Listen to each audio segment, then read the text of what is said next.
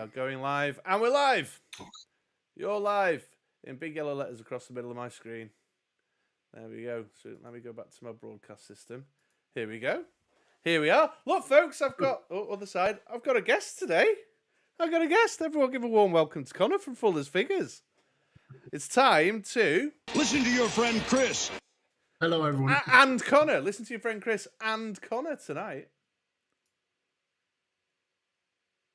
Let's have a look now. Who have we got? Does everybody knows Conor, don't you? Does everyone know Conor? Are we actually live? So please tell me I've sent the live stream to the right one this week. Yeah, I can see it there. You've got us. You've got us. Well, it looks like Wilfredo's with us as always. Welcome, Will. Hey, Wilfredo. Can't wait to hear what we've got to say. Says Will. Then Tat with Toys is with us. Very pleased that he's managed to make his Falcon and Quarrel pre-order today. Tat with Toys. Jumping ahead. Shh, quiet. Tat with Toys. We've not got that. Not got to that bit yet. So there's a pair of C's on the show tonight. I'll come to you in a minute, Jono. Then Venom. Did a fan stream happen today? I can't seem to find any info about it. We'll talk about that as well in a sec, Venom. Everyone's chomping at the bit to get into the talky talk. Yeah, lots to talk about. Bobby Dubs, look at these two fine gents on this fine San Diego Comic-Con day. Hey, Bobby, how are you? Jono's here, so there's a pair of C's on the show tonight. Rolling on the floor laughing. There is indeed. Thanks, Jono. Who else have we got? G-Force has rolled in. Hi, G-Force. Hey, G-Force. And everyone else sort of saying hello in amongst themselves. So it looks like a lot of the usual crowd hanging out today. And so the plan was originally, folks, if you read my post, that Hasbro was going to do a live stream tonight at what would have been 4:00 this afternoon in our time. And then Conor and I were going to go away, gather some thoughts, reflect, examine, dissect, critique, digest.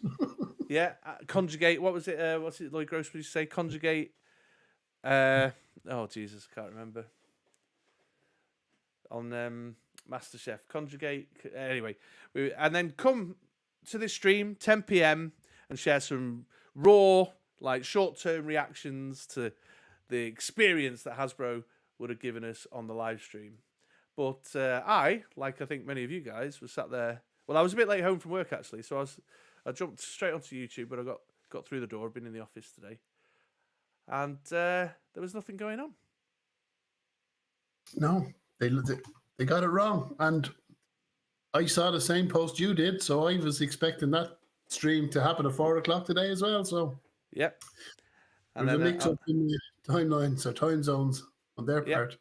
Absolutely. Then I went over to Discord and Instagram and Twitter to see if there was something wrong. Everybody that I know in the G.I. Joe world was all like, am I looking in the wrong place? Does anyone know what's going on with the stream? Everybody was asking the same questions. And from what I hear, someone over at San Diego Comic-Con went over to the Hasbro booth thing and asked Emily straight up, what's going on with the 5:00 stream? Everyone's going apeshit on Reddit and what have you. And she said it's 5:00 Pacific time. It's a pre-recorded video that's going live, 5:15 or something, 15 minutes after they've started the panel at San Diego Comic-Con. So they clearly put Eastern time on the advert when it should have been Pacific time. At least that's what I hear. How true that is, I don't know. Yeah, and there's a good 4-hour difference as well. So it's 5 hours from us to Eastern, and then another 4 hours from us to Pacific. So we're well out of the picture. Yeah, because that'll take it. What's that? 1 a.m. Then that'll be, will it? Yeah. 2 in the morning, 1 a.m. And certainly Conor and I are not going to wait until 3-4 a.m. to do a reaction stream. However, I was messaging back and forth with Conor here. I pointed over there because you're on my screen over here, but for the audience, it looks like I'm just pointing off screen. With Conor here, and we were like, well, there's been a few things leak out. We'll just crack on. Whatever. We'll make it work. Yeah, so we'll have a bit of chat, see what everyone's up to, and then I've grabbed a few pictures from round and about that we've both gathered up from some things. There's some stuff going on in Hong Kong that seems more exciting right now than San Diego Comic Con. All the So reveals in Asia, yeah, that's yeah, true. yeah. So we've got some stuff like usual to be walking through and talking through, and we will continue with the GI Joe classified theme that was originally on the the plan, the theme that I posted out. But you'll have to, I don't know, wait. I'll have to record a separate video or something tomorrow when I find out what actually happened at the panel and what's been revealed. All the shaky PowerPoint photos from the back of the San Diego Comic Con hall. Yeah, and so that'll be the first flood of stuff, I suppose. We'll wake up in the morning and get all those cropped PowerPoint blurry images, and then the asset releases will come out from Hasbro to the normal retail outlets, and they'll release them, and we'll get clearer images then, and it'll probably go on for the better part of tomorrow now. So we waited all day today to see what was going on, and now tomorrow we'll probably be up as far as lunchtime waiting for those asset reveal pictures, the official ones from the retailers. Yeah, well, something it might leak out through like Full Force or something, mightn't it? As they tend to have a habit of doing, unless this video, this mythical video, is going to mirror the panel and it's going to have the same selection of information. But it did cross my mind that if they're doing a Haslab reveal, a live Haslab reveal at Comic-Con, maybe the video is only like a short little promo reel for the Haslab. They might not have the additional stuff. And if it's pre-recorded, then they might have some better images on the way they do the digital renders are. So yeah, let's see. But we've got some nice shaky leaked pictures to get us through tonight. We have, however, had some more arrivals, Connor, that we need to pause and say hello to. There's a lot of debate about times. Jono saying maybe it's 12 a.m. our time. And G-Force is saying 3 hours from now, which would make it 1 a.m. Gap After Dark saying 2 hours from now. G45, what? We don't blame the chat. Hasbro caused this confusion. Well, Jono's just said there, I've just put it up on the screen. Bloody hell, lads. Is it 2 hours or 3 hours? Do you boys work for Hasbro Marketing by any chance? However, our new arrivals appear to be Love a Nice Figure. Hey, Love a Nice Figure. How are you? Letting us all know that the Falcon 2-pack is now up for pre-order. Connor and I have both made our pre-orders. Connor's got some words to say about that, which I'll open the floor for him to do so in a minute. And then I saw Lone Dragon in here. Sold out for hours. Oh, is it already sold out, is it? Hey, Lone Dragon. Welcome both. I think this may be the first time. It may not be the first time you've been here, but it appears to be the first time you've commented. So come and hang out. Everyone say hi to the new faces, or my new faces. Some of you folks may know I Love a Nice Figure in Lone Dragon. But an absolute pleasure to have you with us here. Lone Dragon says the Jada Pink Chun-Li still looks to be available to order, though. Right, Jono. G-Force. 5 p.m. PT is 12-hour time. And then Tat Tat Toys immediately after said it's 1:15 hour time. Oh my god. G-Force. I'm in the EST and it's 5 now. PST is 3 hours behind. Oh Jesus. Forget it. I'm just gonna go to bed. Right, everybody, dump your phone, dump your watch, and we're all going back to sundials from tomorrow. I think we'd have a better grasp of what's going on, wouldn't we? It's dreadful, isn't it? Especially when the US, North America, when they start their daylight savings, they start a couple of weeks ahead of us over this side of the world. Oh, that's right, yeah. So it sends it even more crazy. It's all over the place. Oh, time zones. But Hasbro, being a large international company, you'd think, lowly. Well, actually, I don't. I'm lazy. I'd put 10 p.m. in a little Union flag. But most people have got the Google skills to go and they'll put 10 p.m. UK, 4 p.m. EST or whatever. They'll put it on their advert. You know what I mean? All the different times. So how an international company the size of Hasbro can't sort themselves out, I don't know. It was a bad mix-up because, as you said, they're a big, huge company. They're a global corporation, and their audience are they're customers. Because at the end of the day, we're customers. I hate that word fans. I'm not a fan. I'm a customer, and our customers are global. And you'd expect them to get the little bits of information correct because it's a huge event. It's happening in San Diego, but the whole world is watching today, and we're all waiting to see what these reveals are. And Yeah. they're the marketing guys that hype it up and want us watching them. So you think they make it easy for us? Yeah, absolutely. And there's a whole like ecosystem off the back of this. Any new product announcement, there's a whole ecosystem. You've got, like you say, the customers who are eager to know what they can buy, when they can buy it, what's it look like. You've got retailers, distributors, all these people sitting in wait to know, because their customers may well pick up the phone and ring them and say, "Hey, I've just, what's this? I hear there's a new release today or something," and they need the information. And then of course you got folks like us who make content off the back of their new releases, and so there's a whole kind of ecosystem of stuff. And clearly, something as simple as putting ET instead of PT sets everything awry. It's ridiculous. And I was cruising around earlier, and there was folks putting like, I've skived off work early today to come home for this, and you know what I mean, or I've booked an half-day holiday just so I can catch this stream because I'm so excited to see what the Haslab is. So that trickle down effect of just something as simple as getting the time wrong.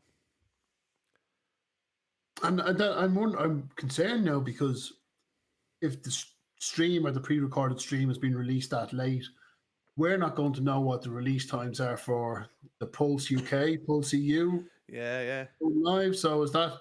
I presume they're going to have to be pushed till tomorrow, Yeah, it must be 12 p.m. or something, or 4 p.m. They'll go live on those sites because they can sell out quickly, and if it happened to go live during the night, we're all going to wake up to little sold out banners under all the images on Hasbro Pulse now. So I hope there's a workaround in place for that.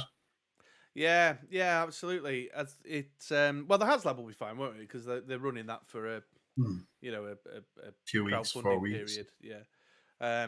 But I was on UK Hasbro Pulse earlier today, looking for the Quarrel and Falcon pack. Actually, I wasn't looking for I didn't think the San Diego Comic-Con stuff would be there, and there was a banner across the top that said convention exclusive, shop now. And I hit the shop now, and the Death's Head, the Coco, Once Man Coco, the the Optimus Prime, or whatever it is, the Transformers thing that I paid no attention to. They were all there with a but on the basket button, it said coming soon. Okay. And then I went back a little later on because Falcon and Quarrel wasn't there, which is what I was actually there looking for. And I went back a bit later on, and when you and I were messaging each other making our pre-orders, because that's what we do, folks. We pre-order in synergy. I do nothing until I check it with Chris first, folks. Just so you know. What's the review on this? And it had gone. So if you go to the San Diego Comic-Con button that's on UK Hasbro Pulse now, it just takes you to. It's got like the Low Light and Spirit 2-pack and Sergeant Slaughter and stuff, and the new stuff has disappeared. So I don't know what that's all about. I haven't been actually. I know they've updated the site, the Pulse site. They've done it globally. I'm not enjoying the new interface. It's not as easy to navigate around. And speaking of the Falcon Quarrel 2-pack, I actually had a bit of difficulty finding that. I had to route down through the San Diego Comic-Con slot where they were. But of course, they were announced, or they were revealed last week. So I'm not quite sure how they got thrown into the mix for San Diego Comic-Con. Yeah, sure. So, yeah, now that you say it, because I didn't go through there. I went to Brands. I went to the G.I. Joe Classified bit in the Brands menu, is where I found it. Yeah, it's not. It's not. It doesn't. Nah, don't do it for me. And the things I would have wanted, just to take a momentary tangent, like how to manage your pre-orders and things, where you'd want to be able to sort things by, estimated release date, for example, or what have I paid for already, or what have I got on tick at the minute, and those types of things. And none of that has been added. They've just, I mean, they just put it in dark mode basically. Yeah, dark mode is a good way to put it. Yeah, it's effectively dark mode. And Put it in dark mode and made it load slower. The information as well available on release dates is dark mode. Yeah, it's daft. It's really daft. So yeah, not into the new Pulse either. I agree, Connor. It's not doing it for me, because what I want to be able to filter things out, tidy stuff up, or when you're like, if you order a whole wave but only 2 out of the 5 have come, that's a real pain in the arse on Pulse to keep an eye on. Yeah, partial. It's partial, and you have to dig into it. And then which partial is it? And I have to try and remember how much things cost in order, because that's about the only identifying feature on the menu that you can use to try and narrow it down. But if you bought what the charge was, on the bank statement. But $24.99, I've got a load of $24.99s, which are Marvel Legends or G.I. Joe classified figures. So there's no distinctive feature in there, and the little thumbnail for single figures just says Hasbro Pulse. So if you make a multi-order, you get these little pictures of the figures in the order. I don't know if you noticed that, but if you go to a single figure order, there's no picture. Stupid. Okay, I didn't know. Yeah, I must check that, because I don't know. Well, I think most things I have ordered now are in batches that I'm waiting on. Sure. Yeah. Well, speaking of which, I got an email the other day because I'd ordered the 3 retro carded ones, the Snow Serpent Eels and Beachhead, and got an email there last week to say your order will ship soon. So Hasbro were letting me know to have my funds ready for them. They were coming to get them. And then no correspondence. So like that, I had to go digging onto the website, go looking for my order. And when I found it actually diverts you back to the old website because it was a pre-July 2024 order. Oh, yeah, I'd see that. You end up back in the old interface. And the release date has been pushed out till September. So it's fucked up, isn't it? It's so frustrating. I mean, for me, Hasbro Pulse, I actually very rarely buy from Hasbro Pulse. What I'll do is I make pre-orders of everything on Hasbro Pulse, and then I use the independent retailers over here who import, and I buy when they give the heads up that they've got import stock coming in. So Hasbro Pulse is like my backup reserve. Yeah. And I only tend to use that if they're quicker, if they're faster than the importers, then I'll use them then. Because impatient. I want the stuff. In fairness, you've got the independent retailers that are importing the stuff themselves since they lost the line to it going exclusive to Pulse. They do a good job. They get the stuff in. Job. The price reasonably good for an imported stock, and they communicate it out fairly well, because I get notified then when that stuff's coming in. So it's definitely a better avenue for you guys to pay to. So In Demand Toys have charged me for my Torch pre-order with them. Last Monday they charged me, and I thought, God, they charged me and I've not had the shipping notification, but they're there on their Facebook page, top of the page. We're having a bit of a problem with UPS guys. This is the list of figures that we're waiting for. They're coming from Hong Kong. We're on the phone to them. As soon as we sort it out, we'll let you know. And Torch was on the list. Bam, there it is. Info, communication. And then it's there on their Facebook page for everyone to see. So, yeah, I tend to use Hasbro Pulse as like my backup or for the exclusives that are harder to get through the independents. And then when the likes of In Demand Toys or Kapow or Props and Replicas or, Star Action, any of those guys that I use. Yeah. Because, again, they'll put... choice.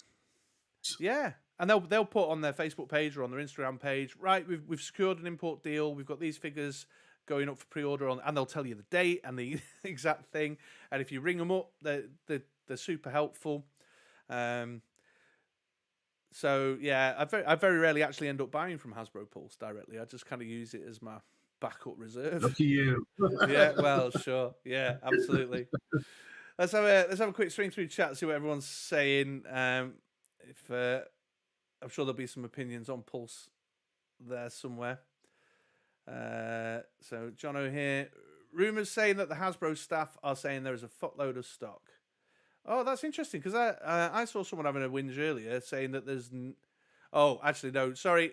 I'll finish my sentence, but I'm getting muddled up because they were saying that today's stock at the convention's run out. Ah, okay. Today's allocation has run out. Yeah. Oh, and the real Zim's here, folks. I real Zim.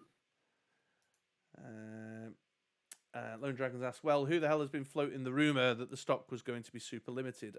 Well, I can partially answer that because I've been following along Lone Dragon. So I saw a post a little earlier, maybe an hour or two ago, where someone had said that at San Diego Comic-Con, one of the Hasbro staff had mentioned that the allocation numbers were similar to the allocation numbers for Dr. Mindbender. And those of us who were around when Dr. Mindbender released will remember that sold out super fast and was very, very hard to get hold of, and then took freaking ages to ship. So I think it was nearly a year, wasn't it? Yeah, it was a long time.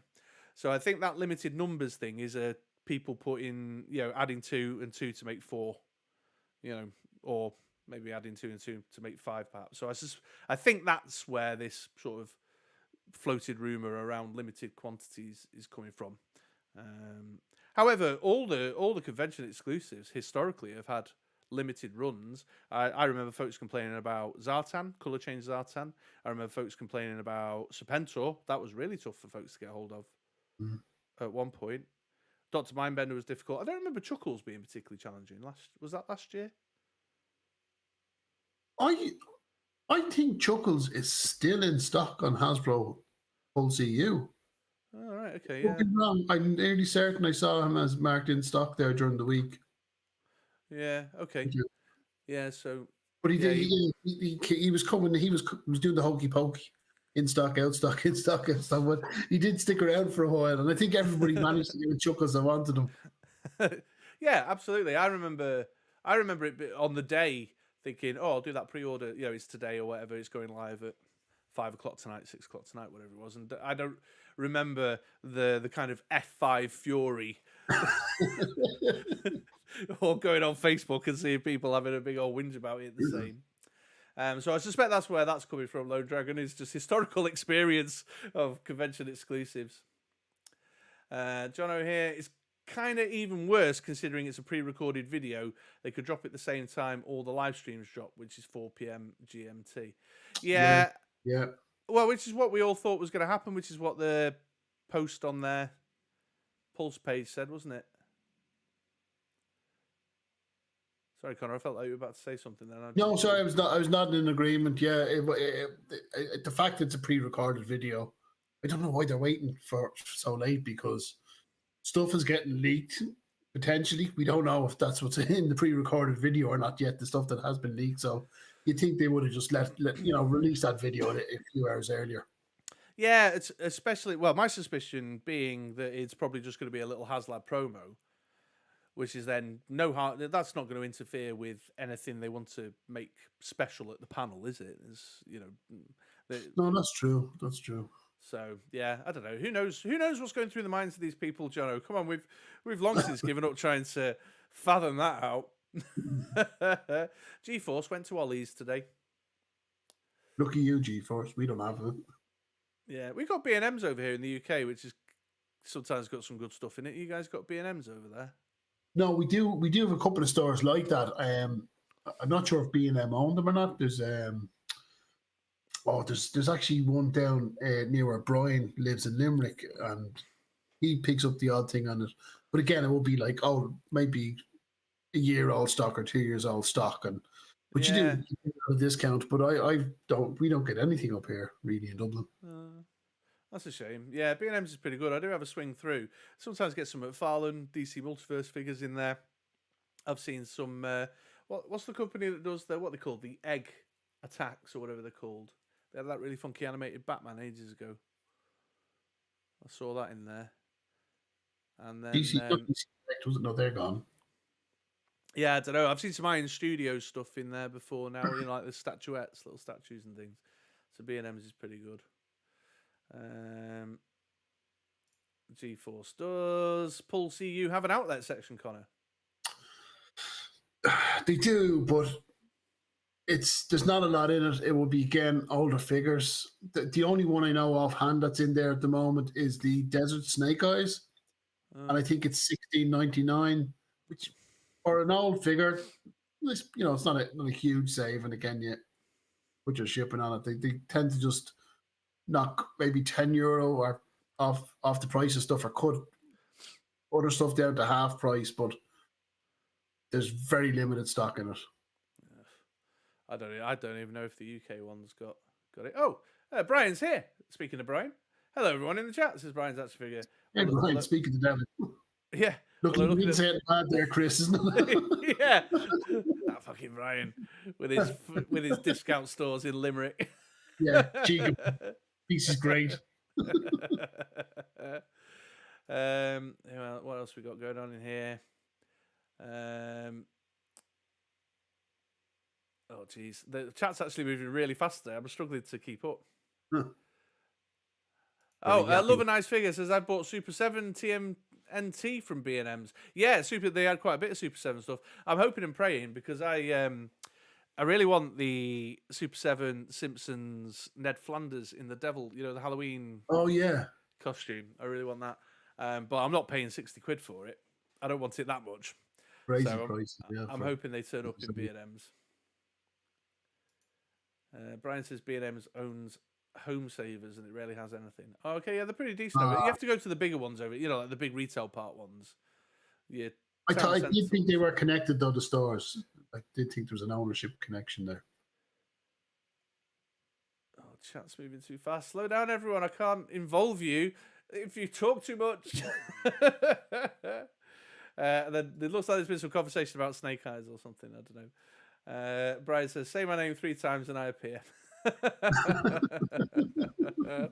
All right. I'll exercise more caution in future. Right, Connor, go on. Now, while we're on the Hasbro Pulse subject, then, now's the time to publicly berate Hasbro Pulse. No, exercise your freedom of speech. You've given me a nice platform here. Do I use it for Hasbro Pulse or do I promote the Black Series X-Wing that I've long campaigned for? Both. Why not both? Yeah. So for you guys then. So the way it works for the US, you guys get your G.I. Joe stock in through. You get Hasbro Pulse, but you get Walmart exclusives, Amazon exclusive, Target's exclusives. So you kind of get them split between a multitude of different retailers. The UK went Hasbro Pulse exclusive, but as Chris said there earlier, the independent retailers are importing themselves. Over here in Ireland, we got the line pulled from fan channel stores who built up the line and, supplied us and we were well looked after, and they always carried plenty of stock. They were easy to get, and we were enjoying G.I. Joe Classified. So Hasbro pulled it and put it a Pulse EU exclusive line only. And where my bone of contention came with that was I was then forced to have to pay shipping for my figures, where I used to be able to get an email, say such and such is in stock. I'd head off after work, pick it up and go home. And I enjoy, now again, this is probably selfish on my part, but I enjoyed the experience of going to the store. That was my weekly or, a couple of times a month, going into the store, getting the figure I was waiting on, having a look around, might pick up something else, might talk to the staff when I'm there, might chat to a different customer in the store. It was the experience of, going to get the product, talking to people and enjoying a little bit of the hobby. The shipping thing annoyed me. So then also we've started to notice that the prices are creeping up. So the Falcon Quarrel 2-pack was released today on Hasbro Pulse EU, and it was €64.99. So that's €65 for 2 figures, and they're charging 29.99. So 30 quid a figure normally. So where's that extra fiver coming from? And they have a threshold. So if you pay over €70, it's free shipping. But because it's 64.99, I had to pay another €6.99 on top of that for shipping. So I'm up to €74 for 2 figures, and it's just that just takes the joy and the love out of the hobby. That just ruins it. That nobody wants to overpay to that extent, especially then. And by no means, this is by no means a dig at the guys in the US. I think it's brilliant that you guys are finding stuff in Ollie's and Ross, but we're getting absolutely creamed. You see guys picking this, potentially the Quarrel may not be a popular figure with the US customers because they don't have an attachment to that character. We had her in Action Force in the 1980s. Yes. That's how we love her. So we all want that figure. So potentially that's a 2-pack that could end up at a discount in the future. And then you're expected to pay well over the odds for it. And it just tarnishes the joy of the hobby a little bit. And I think that's where my disdain for Hasbro Pulse is built from. Just those kind of little tactics against the customer. Yeah, I could totally see that. And I did the conversion when we were messaging earlier. So I've paid 55 quid, which is €65. I've not paid the shipping because I'm a Hasbro Pulse member, which I actually signed up for the hour early chance at things. But it's $55 in the States, which means with my little currency converter here, USD. That's about €52. Yeah, you're good at this, aren't you? You got one of those math heads on you. $55 is 43 quid basically. So yeah. So if you and I are roughly equivalent, €65, 55 quid, then we're both paying about £11 more. Or in the US equivalent, we're paying like what, $15 more. It's a joke. I don't understand it. How does that work? Oh, it's kind of frozen. Yeah, there's going to be. Have I frozen? Have I? No, you're back. You're back. You're fine. Am I back? Yeah. Sorry. There's going to be little discrepancies between jurisdictions and currencies. You're going to have tax differences. You're going to have maybe little import charges. You're going to have currency changes. You're going to have slightly maybe more expensive labor costs that are going to drill into that. But what did we say? 55. What was it? $55 for the 2-pack. Yeah. So where's $55 is about €52. Where are they coming up at 65? Where's that extra €13 coming from? And astronomical. And then you have to pay the shipping then on top of it. Where if that was in my store, I'd just go and pick it up. Just go grab it, yeah. And it's all about the experience, of course, isn't it? That's the we're both man children who are in it for the experience. We're not we're not speculators or anything, are we? We do the collecting for the love of the collecting. And of course, I'm probably like you. I want a Quarrel. Yeah, I wanted a Quarrel too. I have really. I remember. I don't know. Apologies for repeating myself, but I remember Quarrel. I think I was. As soon as I read the name, before I'd even seen the promo pictures, I just had this kind of flood of nostalgia of the Toys R Us aisle, and thinking there were a fuck ton of Quarrels. Like you could always get your hands on a Quarrel. But everyone had one on the bike, and and then as well, because I know everyone comes into to GI Joe from a different angle. Some people grew up with the cartoon, might have had the figures. Some people had the cartoon, loved the toys. Some people had the comics, maybe had comics and figures.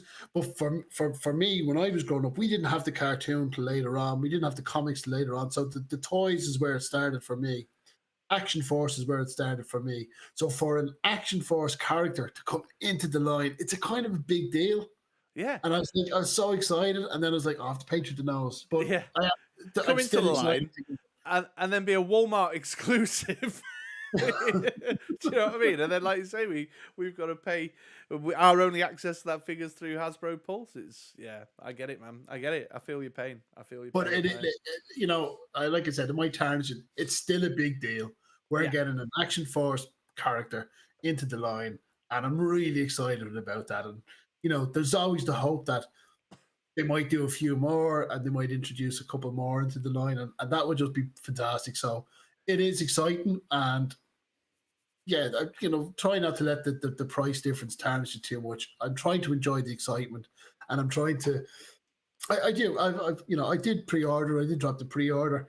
I will foot the bill, and hopefully, when she arrives, I do get that enjoyment out of it. I think I will. I'm really excited about Quarrel coming out. Yeah, I'm excited about it, and I skipped Falcon the first time around, and I am now genuinely considering, because I think I saw it going for cheap somewhere. Try to go back and get the mainline Falcon, do a little head swapperoo onto the Falcon. It was such a brilliant figure from the shoulders down. It is exactly what I wanted for a Falcon in classifieds, and then whatever happened with the head. So this is an opportunity now. The only thing is, I have a William Dafoe head on my Falcon figure that I took off the recent Green Goblin. So right, okay, doing your platoon. Yeah. So I've got a Sergeant Elias in my G.I. Joe ranks. So I'm not quite sure if I'll do the head swap. I'll have to wait and see when it comes. Everybody will have to keep an eye on Connor's channel in eager anticipation to see what happens with his with his new Falcon head. That's not a sentence I thought I'd say today. Just a quick one. We've had Colonel Angus has joined us. My old friend Colonel Angus. He's a legend, isn't he? Yeah, he's like just a ubiquitous presence in the YouTube great comments. Guy. Yeah, always got something to bring. Always very grateful to Colonel Angus's support. And then Flaffle's dropped in as well, another regular. Hey mates, I'm with the fam and can't hang. Wish you all well. Catch you on the flip side. Yeah, great, no worries, man. Thanks for swinging by and just at least taking the time to come and say hello. G-Force thinks you're probably a Liverpool fan, and Johnny pointed out that you're a Supermax customer. So less said about both of those, the better. Yeah. You better not bring football up on this stream, G-Force. Yeah, then you're getting some sympathy in the chat over the Pulse trials and tribulations. John obviously feeling the pain that you do. The pricks nuke that fast. Real Zim sucks about the increase in prices. G-Force, I do feel for you all with the shipping and customs charges. We had a good trade route going back and forth before the shipping prices went bonkers. Yeah. Love a nice figure who I'm getting the sense is from our side of the world. Hasbro UK doesn't convert the currency rate, greedy sods. No, they don't. But you know what? Right, it's totally random. I remember years and years and years ago, my dad was going out to the US on business, and I really wanted a fancy pair of Levi's. I wanted a nice pair of Levi's. And when he got back to the UK, he'd bought me some nice Levi's and some Nike trainers. You know, the stuff back in the late 80s, early 90s that you used to do when you visited the States. You know, you fill your suitcase with Levi's and Nikes and action figures you can't get over here. And I remember him saying that the dollar price was the same as the pound price. So he bought them for $85 or whatever, and they'd be 85 quid over here. But that was at a time when the dollar was like $2.50 to the pound. Right. So he basically bought what was a £85 pair of jeans, which was a lot of money in the 90s. Yeah, for sure. For like, what, 35 quid? But when I was out in South Africa recently, I went to a vineyard. There is a point, this does connect. I'm not just boasting about my trip to South Africa. I went to a vineyard, the most tremendous red wine that I'd ever tasted in my life. Just like the minute it hit my lips. It's amazing. Made a note of the name, and I bought myself a bottle, and it cost me, well, in the rand equivalent, maybe like £3 for this amazing bottle of red wine. Then for Father's Day, my wife went out to get me another bottle of that wine. Had to go to a specialist wine retailer that's up the road from us, and the bottle cost her £13. Yeah. So big difference. Yeah, moral in the story. Always take an extra empty suitcase with you wherever you go. Yeah, Love a Nice Figure always orders over the free shipping threshold and then cancel the stuff I didn't want. Oh, so do you then still get the stuff that's left over in the order on free shipping? That's Connor's very interested in this little life hack. Love a Nice Figure. Give us more info. Right, Love a Nice Figure. You could be onto something. And then GeForce is saying, in my experience, there is more in-store availability over there, mostly due to store exclusives here. And then Jono's replied to that, saying, that's a very good point, GeForce. When it comes to non-classified stuff, we can get all the exclusives pretty easy, apart from the Amazon exclusives. That is true. Yeah, that is true. You know, I was saying... no restrictions on other lines like that. We are blessed. Yes, absolutely. So I'm not, you know, I really want that Death's Head on Marvel Legends, but I'm not stressed out about it at all. You know, it'll be fine. So that's true. Yeah, so there you go. There's a silver lining. There's a silver lining. Sure. Lone Dragon says, once a woman is introduced to Colonel Angus, she'll settle for nothing less. Spitting facts over there, Lone Dragon. Words True of story. truth. True story. Levi's and Nikes are like gold. Love a Nice Figure. Did you see the Stardust Elite? Yes, we'll come to that in just a moment. Love a Nice Figure. We're still in warm-up chat at the moment. He says 40 minutes later. Yeah, GeForce. I saw it too. Connor's ears perked up like a prairie dog. I saw it too. I got Connor on the big screen over here, and I saw this like, what's that? Order up and cancel down? No, if there's a loophole, I'm certainly going to try and exploit it. So thank you. Yeah. Well, as well you should. Yeah. Yeah, as well you should. Well, seeing as how Love a Nice Figure is asked, shall we jump over to a few leaked pickies? And let's do some critique and examination. So we have seen the pictures. So I'm just going to switch us over to another screen here. Would it be this one that you're referring to? Love a Nice Figure? Yes, I know it is. Here we go. So here he is, Starduster, yeah. So the word is that this is going to be PulseCon exclusive, that they're previewing now for PulseCon in September, I want to say. So that's all fine and dandy and everything. But let's zoom in. Let's get the. Oh, so yeah. Well, you wanted to pause on this for a moment, Connor. Oh yes. So yeah, the when I seen this image, my eyes went straight from the Starduster figure over to the Cobra Fangs, and we did get something previously with the Trouble Bubble, and then that came out. So you know, I never had a Cobra Fang as a kid. It's one that I had limited playtime with because I don't think any of my friends had one, and it was always a vehicle that I wanted. I just loved it. I just loved the idea of the figure just popping into the helicopter and just being able to take off like that. So, yeah, really excited at if that's a potential leak. Yeah, that could be awesome. Yeah. So, yeah, that caught my eye too. I mean, like many others, just zoned straight in on that in the background. But I did mention to Connor a bit earlier on when we were texting that we had the Triple T in the background on General Hawk's artwork, and we're not seeing anything in that space turn up. So I don't know how excited we can get. I think they are indicating that these things will come. I just don't know if we'll see them in a timely manner, you know. That's true. Yeah. Although, we might find out when we get up tomorrow morning, Connor, that the Triple T's... Here's your Triple T with some of Slaughter's Marauders or whatever. You'd be like, oh, man. So, yeah, that's nice. But let's talk about the figure itself. Let's go to a better picture. Let's go to that one. Nice. Is that a better picture?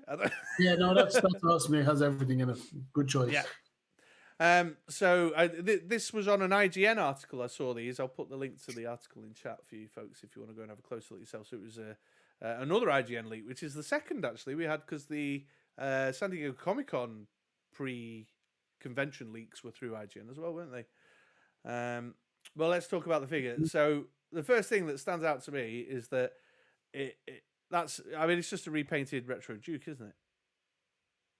Looks that way, yeah, yeah. Looking at him here, that said, I haven't opened my retro Duke yet, but it is. I'm pretty sure it is. Yeah. Yeah. It's definitely Duke's upper body for sure. And even accessories, yeah. The bandolier going across is Duke's as well, Yeah. isn't it? The binoculars and that. In fact, I'll go back one because you can see the accessories. So the binoculars, the like Sunbow cartoon rifle, is Duke. The fist hands. Well, the hand swaps are actually that's different because Duke's not got gloves on. Stardust is wearing gloves. But otherwise, even the helmet with the visor is the same, just in a different color scheme. And then he's got General Hawk's grenade launcher and stuff. The backpack's new though, isn't it? No, it was that. No, I didn't remember. There was a Steel Brigade. Yeah, you're right. I didn't go for those, and No. I suppose a little caveat while we're on this one that this particular card. So when I say a figure's not for me, I want people to understand that I'm really excited that it's coming out, and I'm really happy for those that want it. So don't if I say this is not for me, it's not a negative about the figure itself or anyone that's excited for it. So from this one is not for me. Like the 2-pack, the what would they call it, the steel cores or something, or the Steel Brigade. Steel Brigade. They weren't for me, that 2-pack. So this falls into line. I never had this figure. I don't have that sort of nostalgic pull to it. So while it's great, it's coming out. This one's not for me. A lot like the 2-pack with the rocket boosters already. Yeah. So that backpack's not new either. It's just I don't know. Something about it doesn't sit. Do you know what doesn't sit right with me is that this is a deluxe and a convention exclusive. So it's a PulseCon convention figure, and it's a deluxe, so it's at the £35 price line. But it's all just repainted, and the repaint seems fine to me. If you're like, well, here's your Tiger Force version of this, or here's your Night Force version of this, or here's Snake Eyes in a desert, in his desert deco or whatever. That all makes sense to me. But when you're heavily reusing like this, because I think reuse is part and parcel of the whole thing, but when the reuse level is this heavy for a deluxe figure that's a unique character, even down to the accessory selection, that irks me a little bit. So I'm okay with repaint and reuse if we get a new character out of it.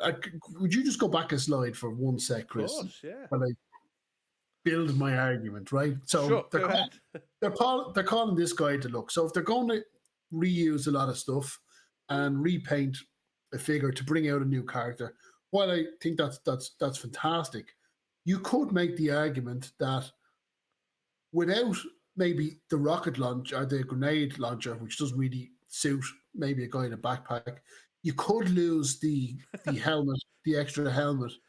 And then you're pretty much, and maybe a couple of the hands, you're pretty much on par with the accessories you get it with a standard Joe. So true.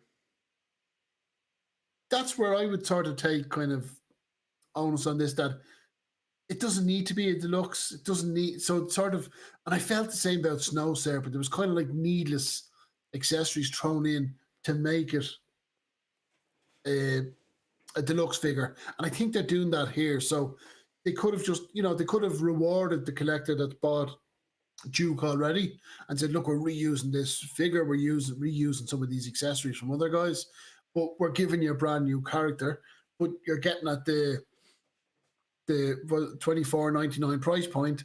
But the fact that they're doing it in a deluxe box, that's where I kind of, that's where I kind of take issue with the fact that it's going to be more expensive for the collector. Yeah. I think we're both kind of in the same place, but sort of coming from two slightly different angles, aren't we? Because I'm definitely, now it may just be that we've been spoiled and we've reached a kind of bit of a saturation point from my side of the, from my perspective around the amount of reuse that this figure is for a deluxe convention exclusive of a unique character. But yeah, you're right. Actually, I think hand swaps. I like getting hand swaps. I'm pleased with the hand swap selection that's in here, but I do think they overinflate the value of the hand swaps. I don't know. There's possibly something in the production and supply chain of hands that does impact the price that much. I don't know, but yeah, there's just something about it. I'm also not keen on the colour of the bandolier and the holsters. Yeah, they're very beige, aren't they? Very beige. And that I never picked up the Valkyrie 2-pack, and it was funny enough. It was the beige on the second figure that put me off. Where if they were both kind of the holsters and the sheet and stuff for the knife was black for the two of them, I would have probably gone for it. But it was that color that put me off. So yeah, now that you mentioned it, that did kind of strike me again. That beige look. It does. It clashes with the blue. But is that did the vintage figure have that color scheme? Is that why? Is this one of those examples where they're going for quite a hardcore commitment to the vintage look? Maybe no, I didn't. Like I said, I never had this figure, but no, me either. Something is saying to me possibly he was a little more bluer, the vintage one, the short. But right. Yeah, can't say for certain. I'm sure he must have had a bandolier if they're giving him one. I'm sure he wasn't just plain short. Have I got my Duke out? I haven't got my Duke out. He's in the box. I was looking to. Yeah, my Duke's got a band. I'm sure Duke's got a bandolier. He's in the big box. Yeah. Let's have a straight through chat. Let's see what everyone else thinks of Starduster here. So Lone Dragon here has clocked the Fang Easter egg in the background too. Most of us probably did, actually. We were probably all like-minded in that front. Yeah, just zoom straight in on that. Lone Dragon, I was expecting fangs and or claws next year anyway. Yeah, I mean, I think it's likely this stuff will come. And it'll be well, I don't know. Would a fang be trouble bubbly? No, it's a bit longer, isn't it? It's a bit longer, but the way they designed the fang, it wasn't a big vehicle. It could fit a figure in. Yeah. And it looked big, I suppose, impressive because of the propellers, the wingspan on those. But essentially, it's not a huge vehicle. It's not massive, and it's certainly smaller than something like the Vamp or, plastic use-wise.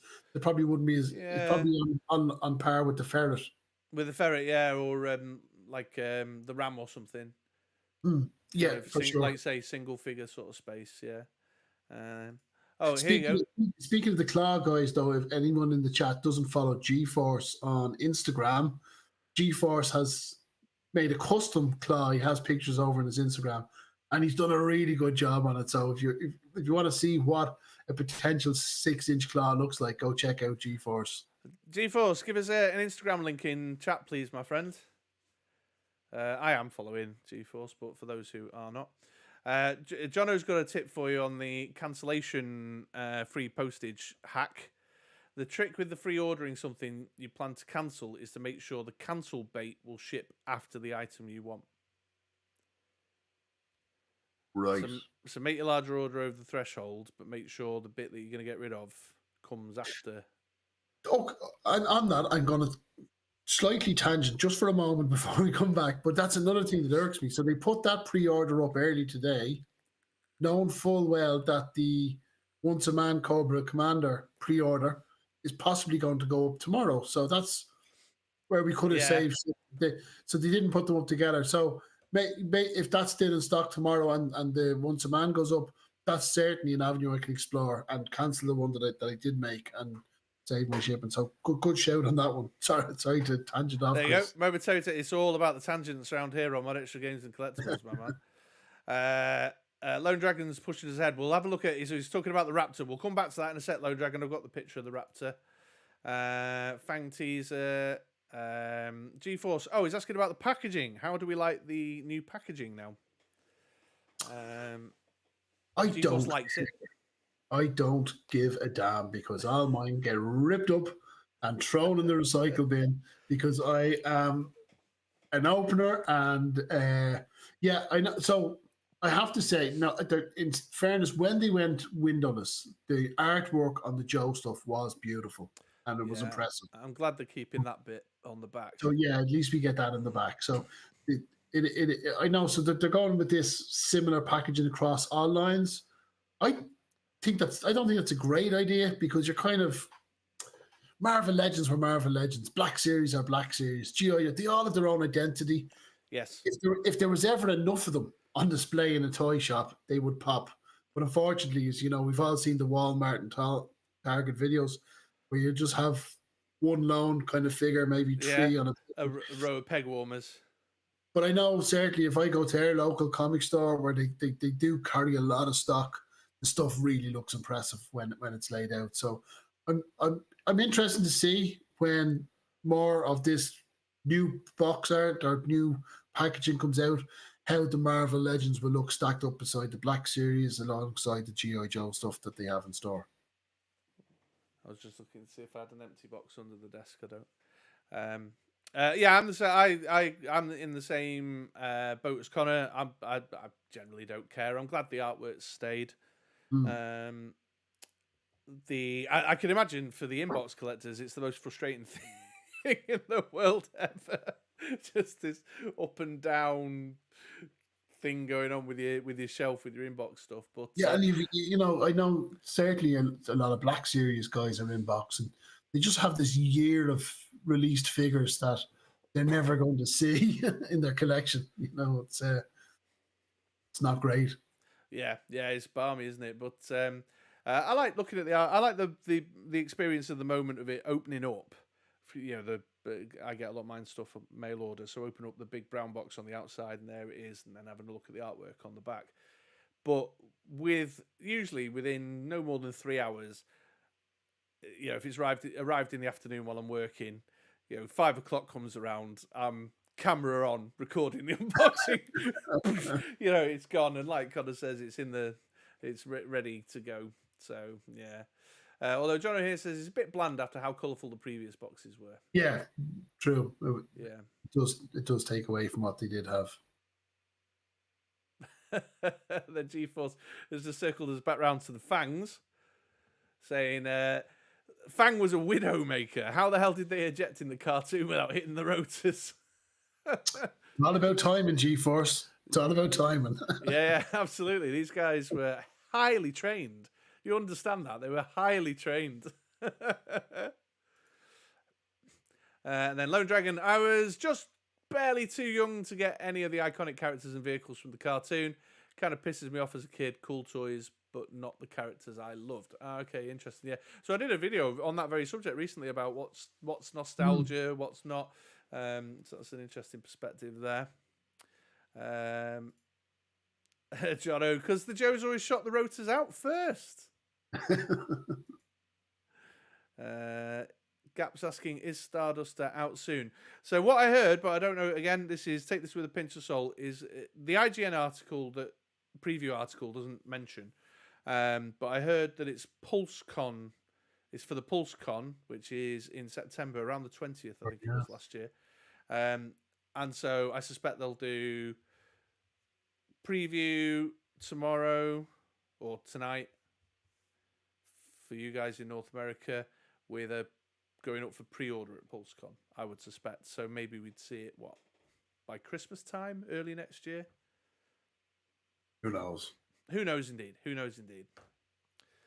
And then a bit of G-Force. I don't mind about body reuse as long as the paint distracts enough. Yeah, and normally you would get a different bandolier or something over the figure that will be a new rubber mold that you don't even notice the reuse in a lot of them. So yes, I think this was just so similar. It would catch your eye that it's Duke. Like having a load of reused trousers, like uniform pants, is one thing, isn't it? But then just if you stood the two of them next to each other, aside from the head, which at one point I saw folks around on the socials a bit earlier on going, is that even a Duke repaint? Is it even the same head, just with black hair? Turned out he's got his own head sculpt, just remarkably similar. But yeah. Rocco the Great is here, swings by. He's it won't let me select his message for some reason.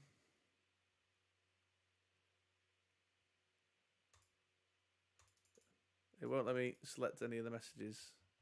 In fact, something's going awry on my end. You still got me? Yeah, yeah, you're still on it live. Okay. I've had a freeze, folks. I've had a freeze. Right.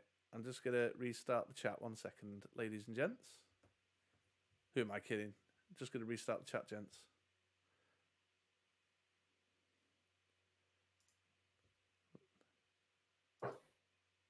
This is an excellent connection, so I think it might just be my my laptop struggling a wee bit.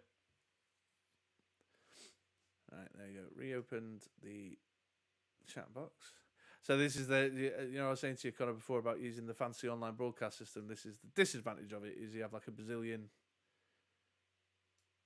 all these different boxes open. Options are more. Yeah, and it's a bit of a drain on the old processing power of the. Any second now, I'll produce a crank wheel, basically. just trying to get things booted.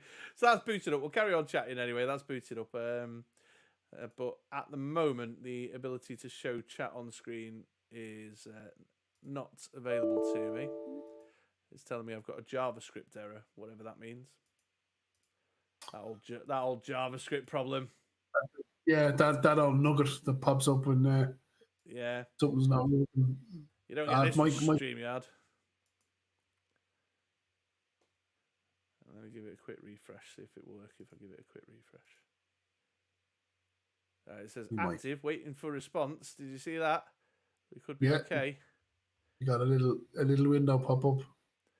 Let's see. There we go. Rocco the Great swings by, gives his usual message, smash the like button, and then we'll disappear into lurking obscurity for the remainder of the stream. However, always appreciate it, Rocco. Always appreciate you. Venom, if only they'd hang the chest harness. Jono's saying an easy pass for me. Same with Raptor. We'll have a look at Raptor in just a sec. Venom's not so excited for the 1-to-1 repaint. Hey, TJC's here. Evening all. Sorry I'm late. Just finished my stream. Oh, hey, Terry. Didn't realise you were streaming yourself, TJC. Gap After Dark. You're always negative, Connor. You would say that.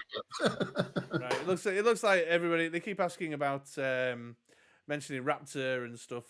So let's move us forward, shall we? Because they're forcing us towards the other stuff. So this was bounce on to the next. I'll give you the link in chat. So this was from a Hong Kong retailer or Hong Kong something called Little Toys Bigger World on Facebook, and then we caught wind of it from Diagnostic 80 over at Full Force Podcast, sharing it. I'll put a link to Little Big Toys' Facebook page there in the chat for everyone if you want to go take a closer look. And they're at an event called AnimeCon Hong Kong, AnimeCon Hong Kong, where Hasbro Hong Kong are there. And Hasbro Hong Kong have got really exciting new stuff on show, kind of putting the San Diego Comic-Con experience down a bit, I felt. Yeah, a little preemptive kind of strike from them getting this this stuff out in advance of the main Hasbro team, and I was surprised at first because I said to you when we were chatting, I said, "Is this a custom?" Because I was looking at the engine rotors on the wings, and they were very similar to the ones we got a couple of years ago with the Vulture figure from the Spider-Man movie. Mm-hmm. But then I could see that the wing articulation was a little bit different, and then I think it was the headpiece. Then I was like, that might be a difficult custom. So, of course, the blades reused from what we got with Nunchuk. So yeah, I was thinking, was this a custom, and particularly as well, it's just on a normal stand. It's not on a kind of the little kind of figure 8 ones that Hasbro tend to use. Yeah. Again, another figure that won't be for me, purely because I never had Raptor. I think one of my friends had it growing up, so I did have exposure to it. But I don't think I'll be going in for this one. But looks impressive. I think they've done so the vintage figure, the wings were just like soft goods, linked to the arms. So and I've always maintained when classified for me, get it right, is when it touches off the vintage look of the character, but it gives you that modern update. And I think they've smashed that here, given this guy kind of mechanized wings or flight suit, maybe something similar to like what the claw would be. So he could technically fly with this kind of technology strapped to his back. So I think this is a wonderful addition to the classified line. I think it's a beautiful looking figure. I'll probably pass on it just for that nostalgia itch isn't sort of there for me. But yeah, pretty impressed with what they have on offer. Yeah, I'm all in. I love these balmy ones. Yeah. The more idiosyncratic, the better for me. So I'm all in. This will definitely be on the pre-order list for me. So the folks in chat are all debating whether it's the Vulture wings or not. I'm not sure it is. I think the Vulture wings had larger turbines.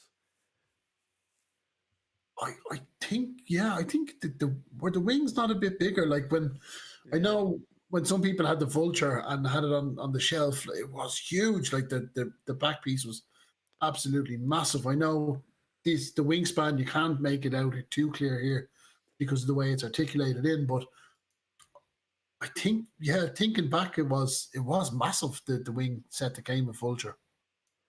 Yeah, it was big, wasn't it? But they're saying the Greeblies and some other bits.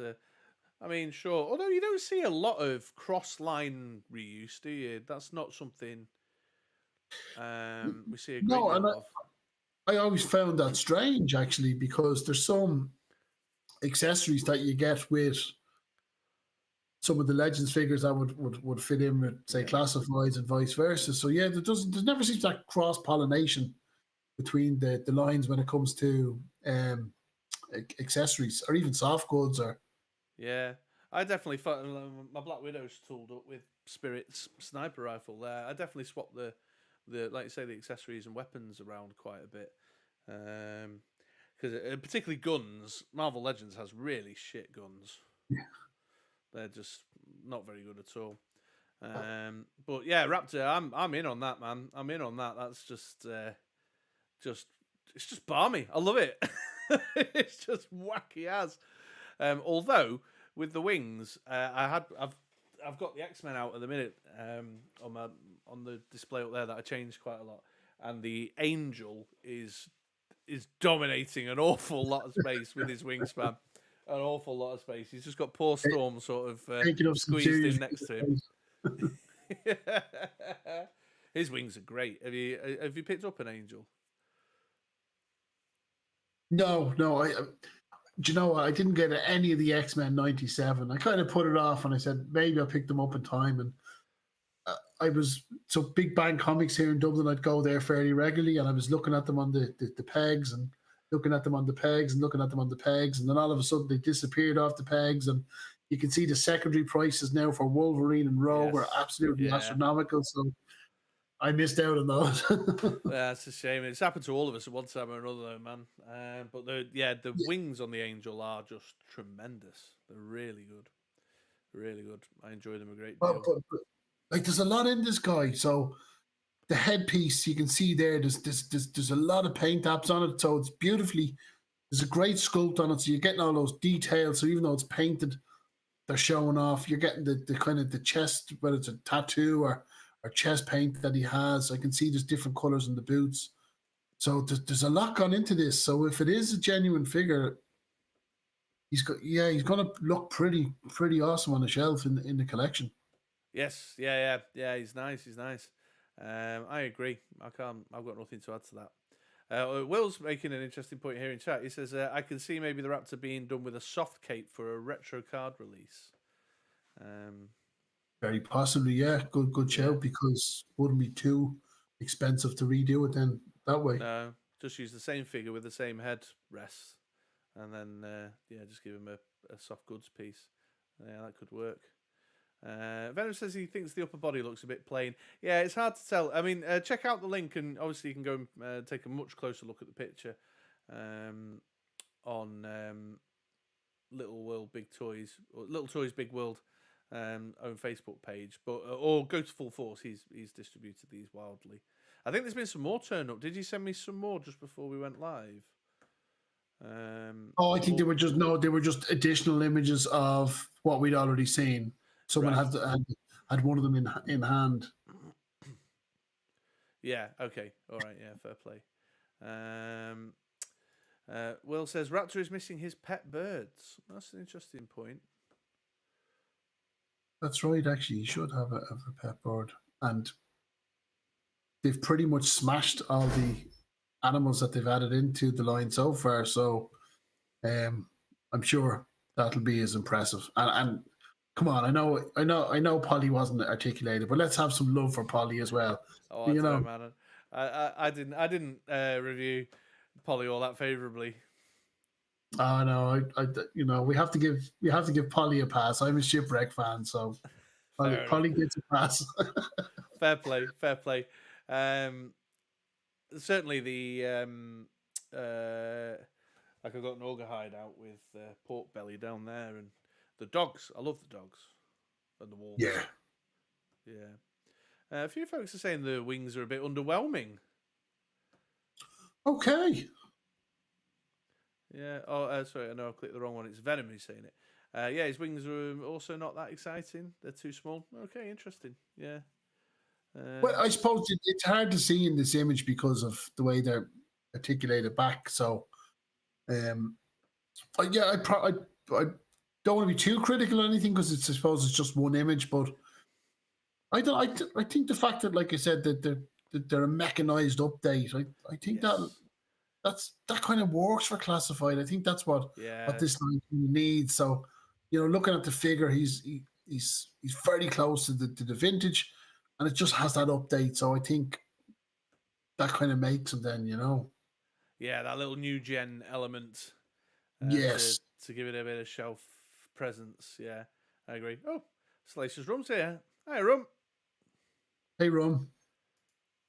Okay, Raptor's actually engaging chat a little less than we thought they might. Let's have a look at this next one, though. Here is what is believed to be the 60th anniversary, what are they calling it? The Halo jumper? Yes. Or I am excited.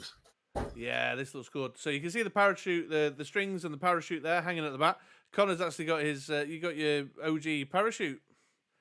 Yeah, so I just, when you showed me the picture of this, I had to, of course, get my Action Force paratrooper out. I might do my hand right there.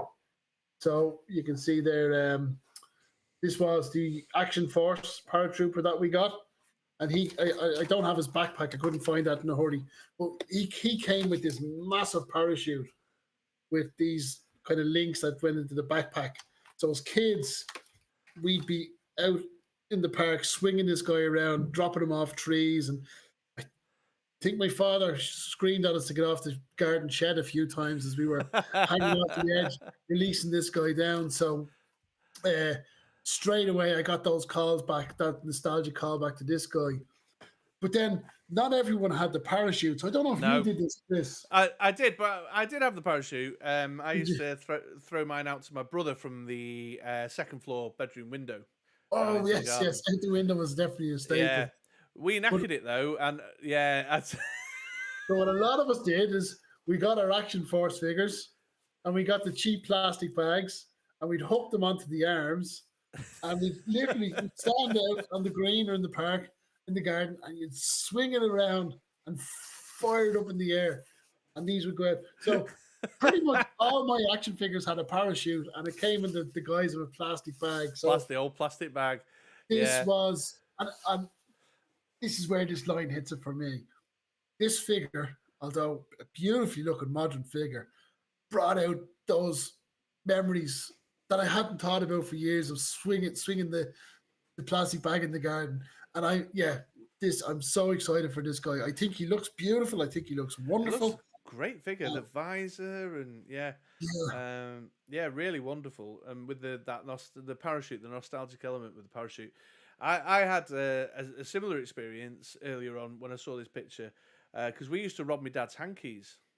We used to rob my dad's hankies and then tie a piece of string to either side in a loop to either end, and like you just unhook your arms through the strings, and used my dad's hankies. And I can remember him bollocking me for like, where's my handkerchief? Trying to get knocked out. I don't know. Well, yeah, buried in the garden probably. You know what I mean? Probably ended up under the mud patches. You used to do, bury your guys. Did you used to tear up the grass and put your guys under the grass and then forget? Oh yes, yeah, and yes. We had a sand pit, which was the desert, and went Tatooine as well. So the garden would be destroyed with digging trenches and everything else for Action Force figures. We had such a collection of limbless like Cobra Troopers because we'd buried them and forgotten they were out there, and my dad would do the lawn. Yeah, yes. And there'd be that noise when the blade or the mower hit the leg of the Cobra Trooper, and then ping, just like ricocheting off the kitchen window. Sadly, there was a lot of fallen Action Force figures to the garden mower in our house as well. Yes, to the mower, just going through them. But that's what this guy, when I saw this image straight away, floods of memories, floods of nostalgia. Brought all that back. Yeah. And plus, it's his own thing. It's modern. It's new. And that's where I love the line. I'm looking at this guy going, on the one hand, I can't wait to hang out of a tree and release him to see it as he float in his parachute. But they've beautiful job. I know this is kind of a repaint of the one that's coming with the Dragonfly, but it's Crazy Legs. Yeah, but I'm excited. So I'm excited that anyone that liked that figure that couldn't go for the Haslab now has the opportunity to get a similar looking figure in their collection. And I think it's beautiful. First of all, the first one of the 60th anniversary I've enjoyed. I'm still waiting on the diver from Hasbro Pulse. I think it's been pushed out till the end of August or October for us guys, even though it's out months in the States. So God knows when this one will come. But I think this is a wonderful addition to the line. Yeah. Really happy that they're continuing on with it. And I think this guy just looks beautiful. Yeah, it looks really good. Even the paracord looks fantastic. Yeah, look at it with a massive all the baggage and the parachute on his back. Yeah, just awesome. I'd be very interested to see what's going on under the helmet and how much, whether it would be like the infantry trooper with a kind of balaclavaed face, maybe with a. I'm presuming it'll be balaclavaed face if they're going to follow suit the other ones. Yeah. Yeah, you think so, but yeah, really great. I totally agree, and so does chat. Jono Redmond, Halo jumper looks epic. Yes, good man, Chana. G-Force visor is an instant seller. Venom, the best reveal so far. Agreed, wholeheartedly, Venom. Yeah. Real Zim, I'm stoked for this figure too. So it's hitting us all, I suppose, from different angles or different nostalgic hits. But yeah, that's all positive from. Yeah, love everyone. A nice figure. I'll need at least 3. Love that enthusiasm. Yeah, love the visor. Lone Dragon. Who are these soldiers descending from the sky? Look at the logo on the chutes. Those are clearly Kroger troopers. Would have been quick save. It would have been for me. Quick save troopers. So yeah, there you go. Big winner on the Halo. And again, there's been some more pictures of that. I think since I've got myself prepped up for the stream that have knocked around with someone out there in Hong Kong, sort of showing off the like in hand like this, aren't they, with the parachute and that. So go again. I'll give you the. I don't think I've got the full force link here. What's this one? If I press this button, what links that give you? Can't see with the 30-second delay. Oh yeah, sure. All right. Well, I've pressed the button. Maybe a link will turn up or not. Imagine 2 of these hanging out on the skids of your Dragonfly. Yeah. People's Dragonfly displays are going to look stupendous. Yeah, so the Halo jumper, big winner. Excellent. Yeah, seems to be. Next on the list is the Shadow Guard, which So I don't know anything about Shadow Guards. No, me either. Doesn't ring a bell. Do I want a Navy Crimson Guard? Possibly. Yeah, with like a weird pink gun though.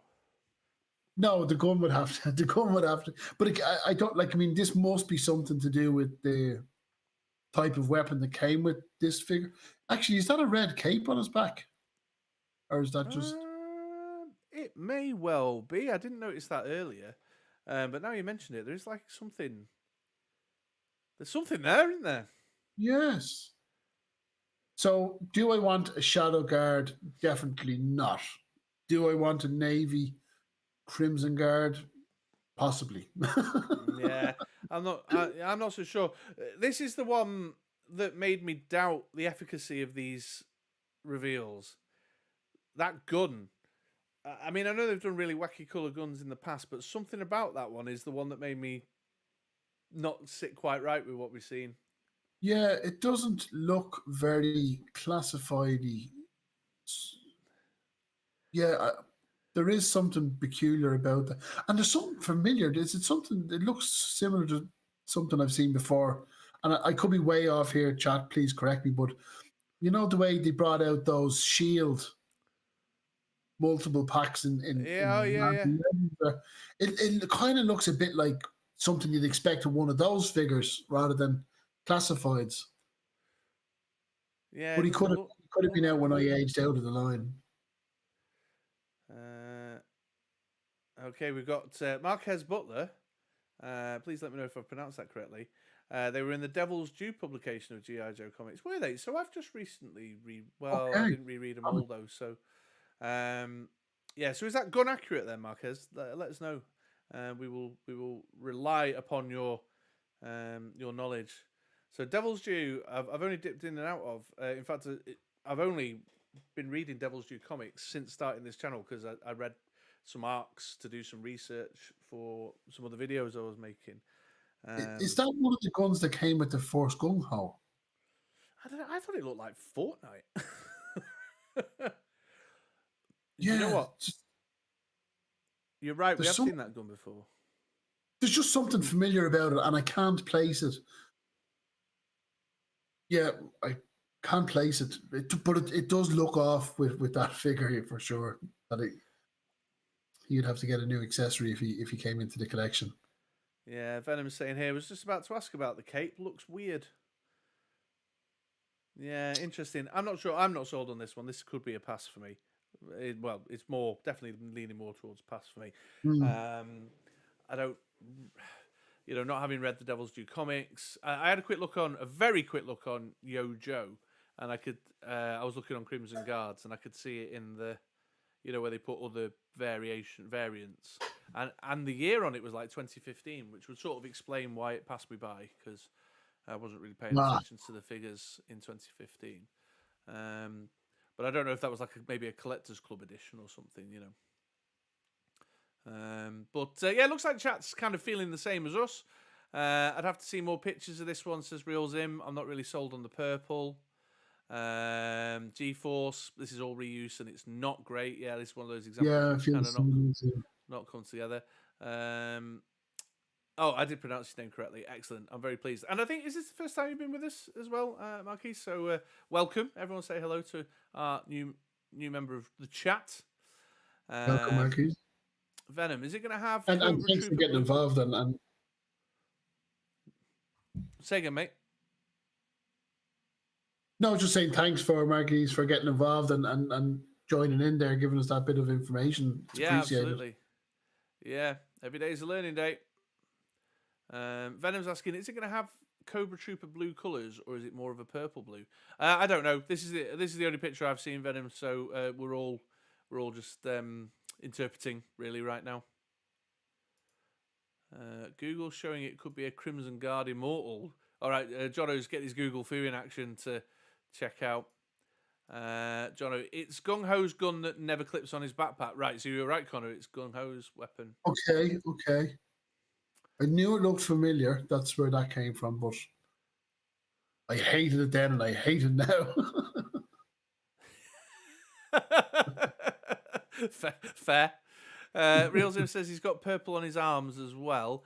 And then Lone Dragon's here. Pretty sure the red is not a cape. It's part of the background like the yellow spiky bits. So those yellow spiky bits... so I've only plucked out the photos from the cabinet display that were characters we'd not seen before. But those spiky bits, that's actually the Night Force Falcon posed in a kneeling position, firing his guns in the air and those spiky bits, the firing effects in his barrel. Oh, the blast effects, yeah. Yeah. So those yellow spiky bits, I know from seeing some of the other pictures. I've only plucked out the ones, like I say, of characters that were never seen, for the focus of our conversation this evening. But there were lots of other characters in the cabinet, and that's the Night Force Falcon. They didn't have a quarrel though, did they? So it's still the fact it could be a cape is still possibly on the table. Although you're right, it does look weird. So maybe it is just part of the background. So look, there was a Crimson Shadow Guard pack in the early 2000s, plus in the 50th anniversary 2-pack with Gung Ho. So the 50th anniversary 2-pack is probably the one I saw. Shadow Guard, spiky bits, blast effects.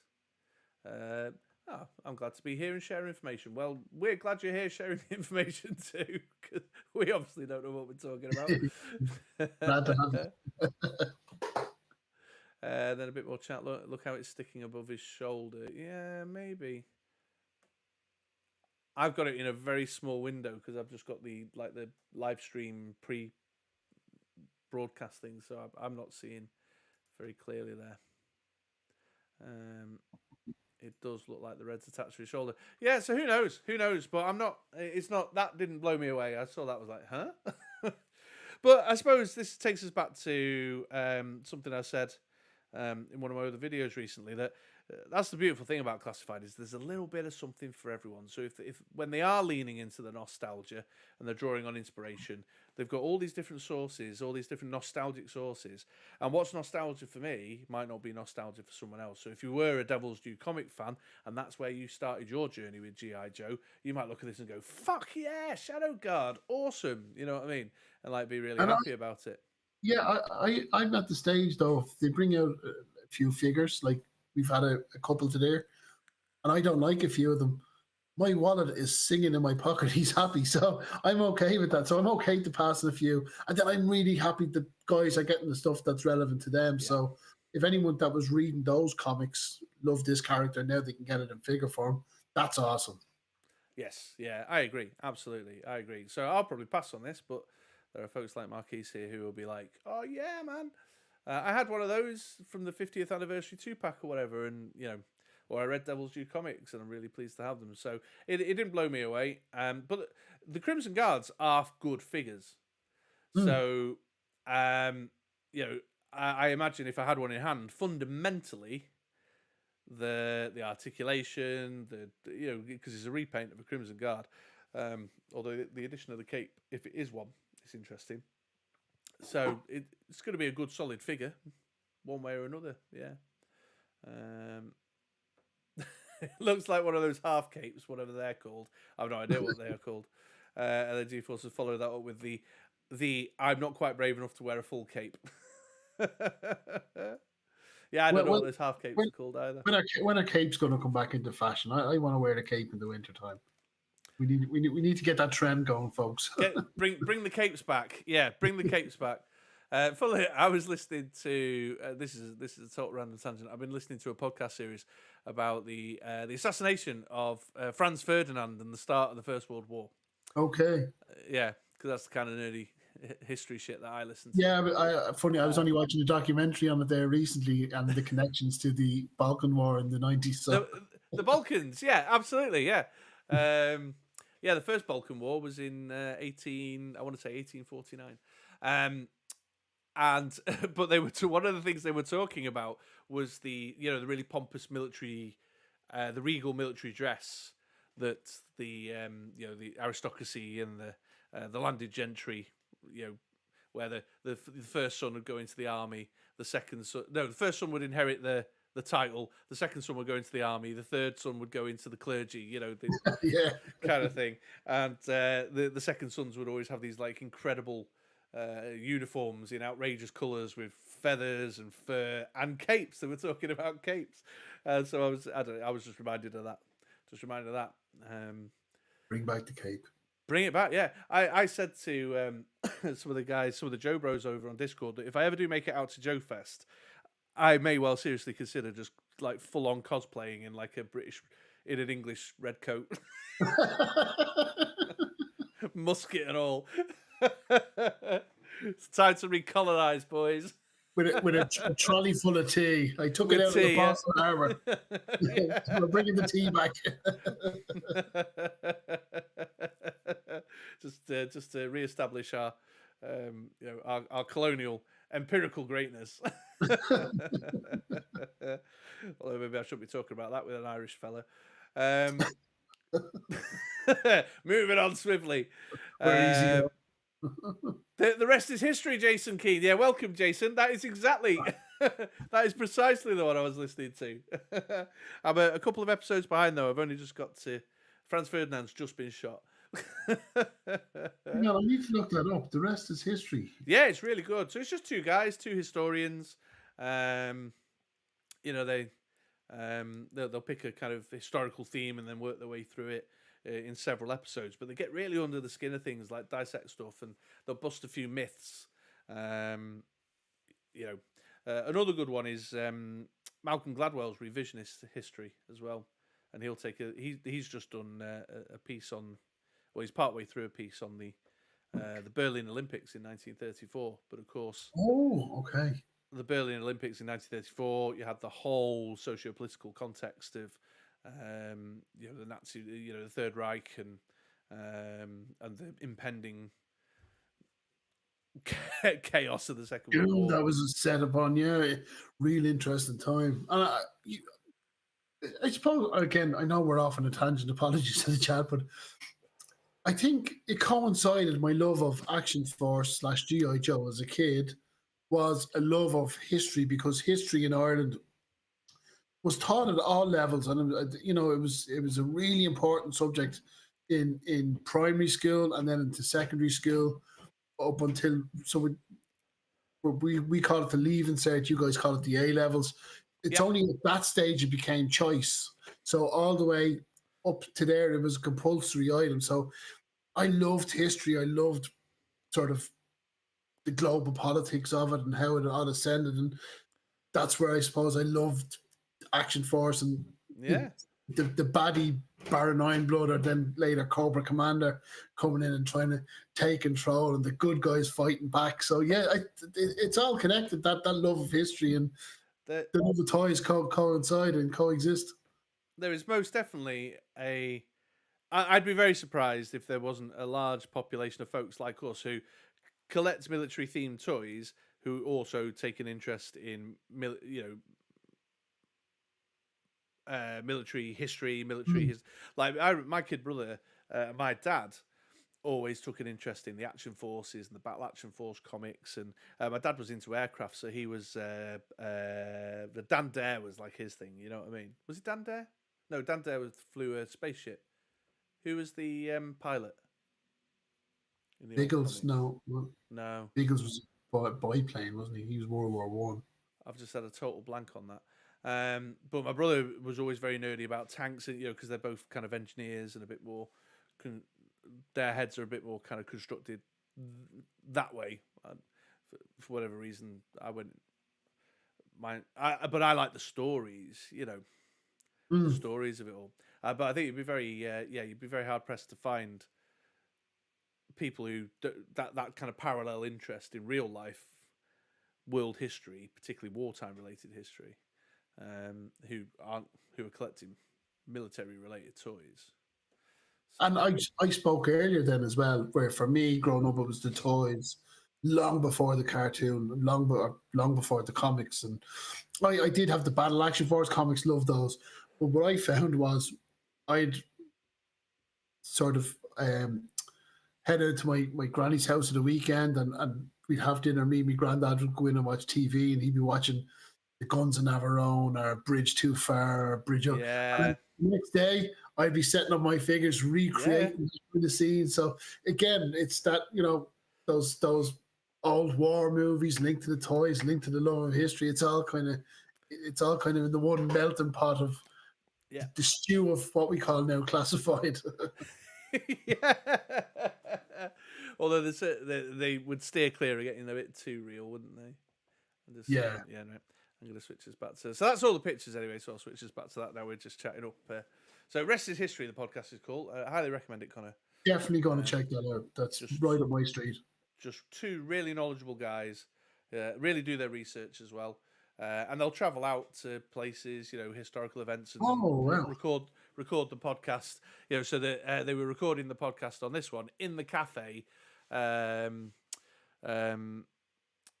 Franz Ferdinand's assassin was, used to hang out with his anarchist mates and stuff, and they literally recorded it in, and they walked the route where the car procession went and stuff. But did you know that there was 2 attempts on his life in the same? He was driving to the town hall and someone threw a bomb at him. The bomb failed but blew up the car behind him, and then he carried on. He was like, "Okay, well that's a bit shit, but let's crack on." They finished the rest of the procession to the town hall. He then went into the town hall. The mayor made a total balls up because he just read the speech out that he'd pre-prepared. And of course, the speech was all like, "And welcome on such a glorious day." And Franz Ferdinand was like, "Glorious day! Someone's just thrown a grenade at me," kind of thing. Then they got back in the car to drive back, and they were going to the train station to get him out of town, and that's when he was shot. So the first attempt failed. It was. But had the assassin missed his opportunity and just happened to be? No. I'll have to check it out. Yeah. I mean, spoiler alert. And this only happened in 1914, Connor. Spoiler alert, spoiler tags. But they were part of an anarchist group who were, obviously very politically complicated area of the world there, who were trying to, the assassination was a political assassination they were trying to make. And so he was one of many assassins who were lined up and prepared as part of a cell, waiting in the crowd. To get him on the... Okay. Yeah, so the first bomb attempt was one of his cohort. Yeah. And there you go. Welcome to MoDXtra Games, Collectibles, and History, folks. Well, it's relevant because I was going to say, look what that led to. So now you know why G.I. Joe have to stop Cobra. They have, because Cobra are the anarchists. Yes, yeah, absolutely, yeah. And Joe. The Shadow Guard's got the pompous cape. It's all there. It's all, the connections are rife. Guess he should have turned his head. Oh God. Oh. Too soon? I don't know. And there we go. So there was the... Anyway, get back on track. G-Force has been trying to pull us back on track by making comments about the... But that's all we managed to... That's what we managed to lay our hands on, unless anything's happened in the last hour and a half while we've been online. So the rest of the news, the rest of the big news will be coming at either midnight, 1 a.m. or 2 a.m. I don't think we've yet determined that. At the San Diego Comic-Con panel, along with this pre-recorded video or whatever. I'm going to say for a third time, I think the pre-recorded video is just going to be like one of those Haslab promo type vid things, like they did for the Rancor and stuff. I think it's going to be... Yeah, and I'm pretty sure it's the Rattler. I know there was leaks there last week saying it was possibly a Night Raven. I still think it's going to be the Rattler. So it's a Sentinel-sized Destro. Oh yes, I saw it. Yes, obviously a Sentinel-sized Destro. And we need one of those too. So there's absolutely. Well, there was a 1/6 scale Baroness revealed today, wasn't there? Was there? Yeah. But because it was 1/6, I only took a passing interest. No, it's Rattler, isn't it? It's clearly the Rattler. There's going to be a lot to come over the next couple of days. It's going to be a busy weekend for us all watching the social media that can't be over there in San Diego for the Comic-Con. So it'll probably be a bit overwhelming at times for some of us. But so far, like I said, what I've seen, it's not going to hit the pocket too deeply. So I'm happy enough with that. Although the Rattler, I'll probably go in for. How I'm going to hide that transaction on my bank statement from my wife, I don't know. Is she not still sat in the room with you? I take it she's No, not still she's gone. And I have to say, there's something about toy collecting and becoming an incredible accountant at the same time. Where, I'm literally channeling funds to 7 offshore different accounts to tax loophole countries, bringing them back into the country then to buy my Haslab. Yeah, gonna pay from your account in the Cayman Islands. Somebody mentioned before in chat, I caught a glimpse of it, that Raptor was Cobra's accountant. All right, okay. Yeah. Also, while we're the Dash Fox again, welcome. First comment from the Dash Fox there. On the Shadow Guard, is that not a pallidimentum? One of those capes that covers one arm. Obviously, the guns pose over the block set from going over the right shoulder in the picture. So the small over-the-shoulder cape is called a pallidimentum. I like that word, and the Dash Fox, I'm going to make it my mission to use that word in a sentence over the next week with somebody, for sure. And now I can explain what it is when they ask me in bewilderment.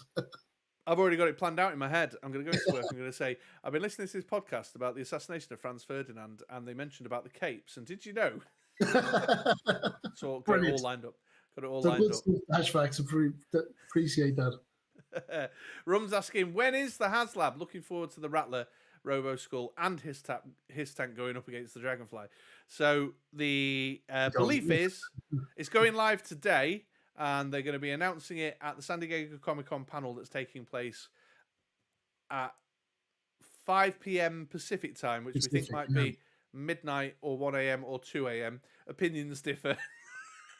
and I have to say, speaking of Haslabs, big thank you, because I got the his tank. I only got it because Salacious Rum helped me out. It wasn't available to Ireland at the time.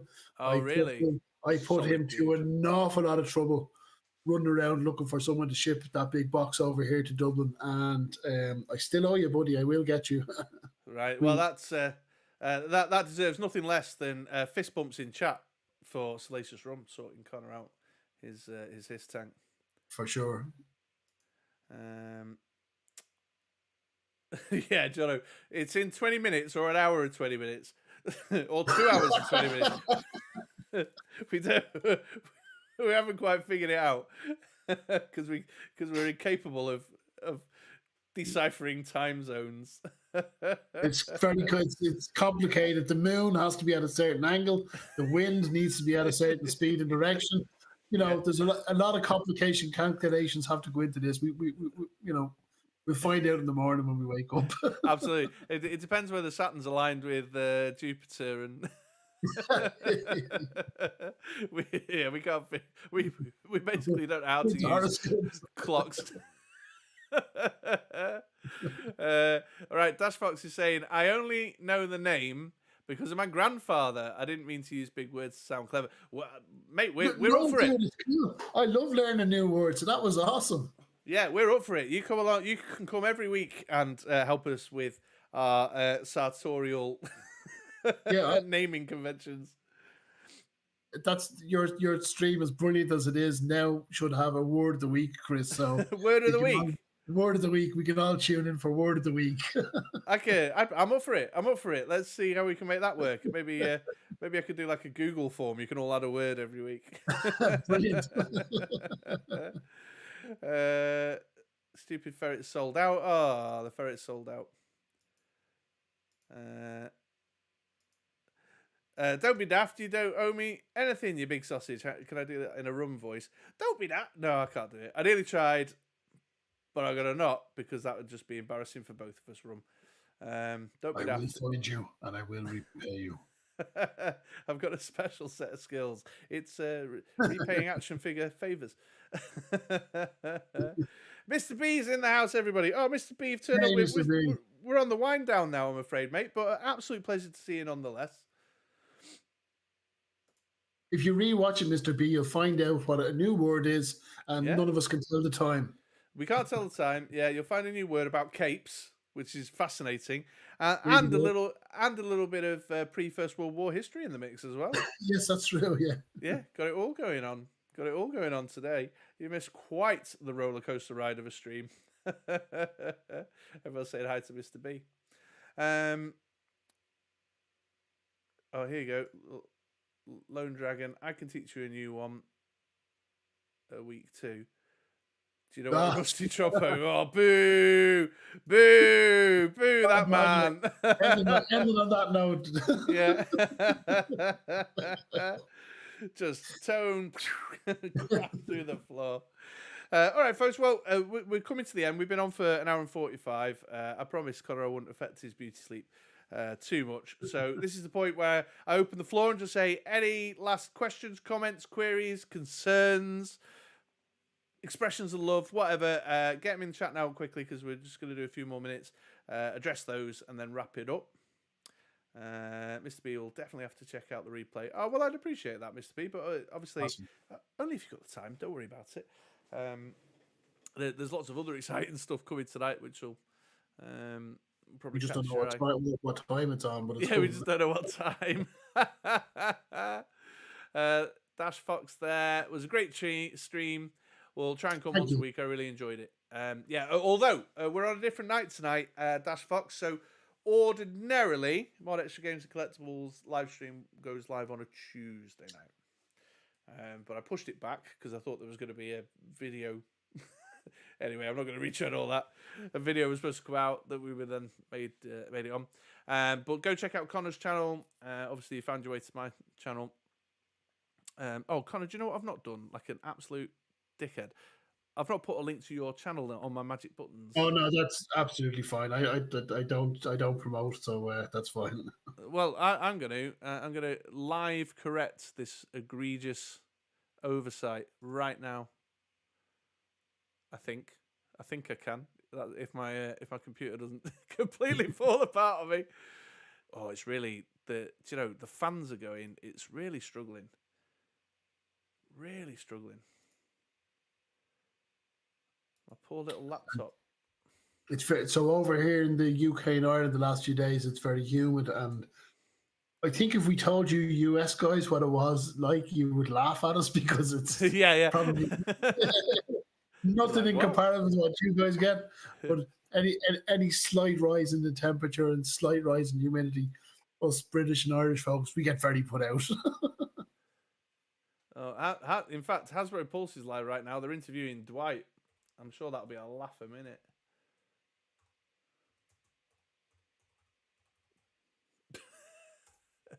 Right, Fuller's figures. Here we go. Oh, nice. Yeah, I've just tried to open YouTube, and my computer's behaving like I've asked it to,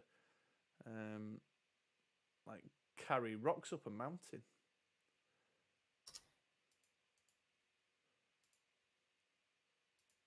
Let's quickly close that before it crashes the whole system.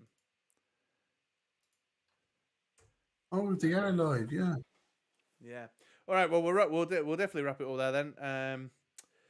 In order for everybody to be able to go and jump on over to that if they're interested. So thank you everyone for coming and hanging out. We'll of course have Conor back sometime soon. Thank you for having me. It's been a pleasure. Oh no, the pleasure's all mine, and thank you very much for your tremendous contribution this evening. Thank you everyone for coming and hanging out. Please make your way over to Fuller's Figures. Do all the YouTubey stuff if you fancy it. But if you are going to hit dislike, make sure you hit it twice to be sure. Got to be certain you got it right.